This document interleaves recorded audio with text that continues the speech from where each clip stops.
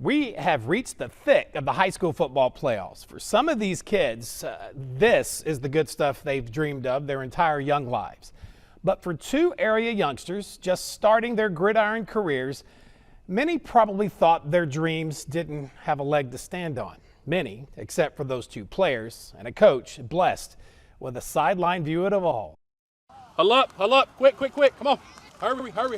James Thurman is no stranger to coaching. He's coached high school football and basketball players for years. I was more nervous just coaching little kids, for the first time. Hey, I need y'all to focus today, okay? Because herding cats is likely much easier than this. Come on, Connor, over here, son. Commanding the attention of a bunch of 6, 7, and 8-year-old flag football players, including one of his youngest players, Montrell Collins. It's an adventure every day, so. Montrell has been waiting 6 long years for this football season. I always taught him there are no limits to what you can do as long as you put your mind to it. And your legs, even if they were added after birth. So he was born with total absence of his tibia bone in one leg, and then in the other leg, he was born with a partial tibia. Yet would you believe, his mom Aisha says Montrell actually had higher hopes for this fall. No, I was trying to get him for tackle, but we waited too late. For this diehard Saints fan with a Steelers for a leg. Steelers? Yeah. I thought you were a Saints fan. I was, but they didn't have no Saints. So. Mom took that leap of faith. But Coach Thurman says he never had any doubts that his youngest player, Montrell, would fit right in. First day of practice, somebody fumbled and they both dove for it, and one of Montrell's legs came off, and all the kids just stopped. Fit right in, just like his legs do whenever one of them pops off.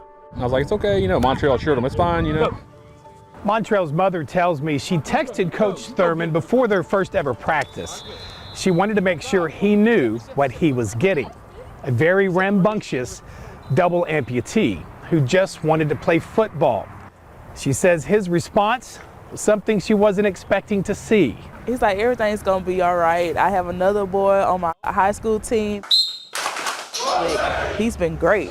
One coach gifted with 2 players, both living out pretty incredible dreams. It's kind of like I told his mom, and I think God had a hand in that, 15-year-old Aiden Rose first stepped on the Glenbrook High School gym floor a year ago, determined to make the JV basketball team as an 8th grader, and he did. He's still learning to be a basketball player, but he works hard, man. His hustle is just off the charts. Soon after his hoop dreams took flight, Aiden wasted little time pursuing dream number 2. I wanted to try it out. I wanted to try a new thing. He was in our weight room, as a 8th grader, I want to say, and he was talking to me about playing football, and I thought, that's a terrible idea, son.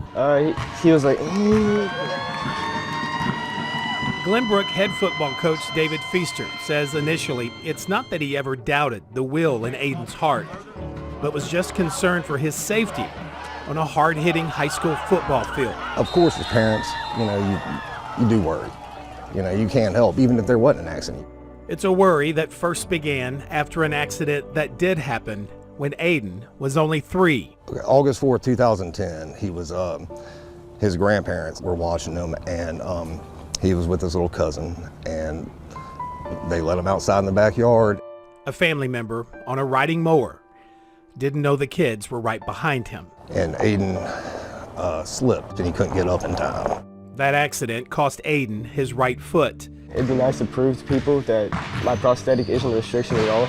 But he says in the end, it gave him the willpower to overcome. The only thing that makes us different is that we're stronger than them. Meaning, it gave him the strength to make his dream come true this past fall. So a few varsity games into the season, Aiden's number 30 was finally called in front of a packed Friday night crowd. Coming up just outside the 10-yard line. Rose, get in to get strong safety. Let's go. For a dad, seeing your son go in the game for the first time, just pure joy. A joy only topped by then watching Aiden make his first varsity tackle just seconds after coming into his first varsity football game. Then you hear his name get called.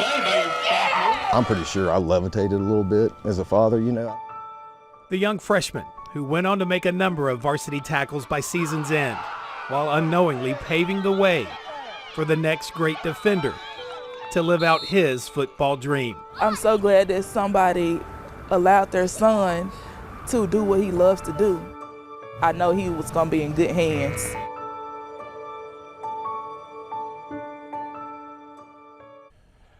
Number one, somebody get a hold of Drew Brees and get Montrell a Saints leg, please. He deserves it. Major thanks to both families and coaches at Glenbrook. This took some coordination to pull together, but not without some hiccups. That one Glenbrook game I made it out to was the one game Aiden missed because he was sick. And then he was sick when I was slated to meet them at Shriners at an appointment there. They rescheduled that appointment, and guess who Aiden ran into? Montrell.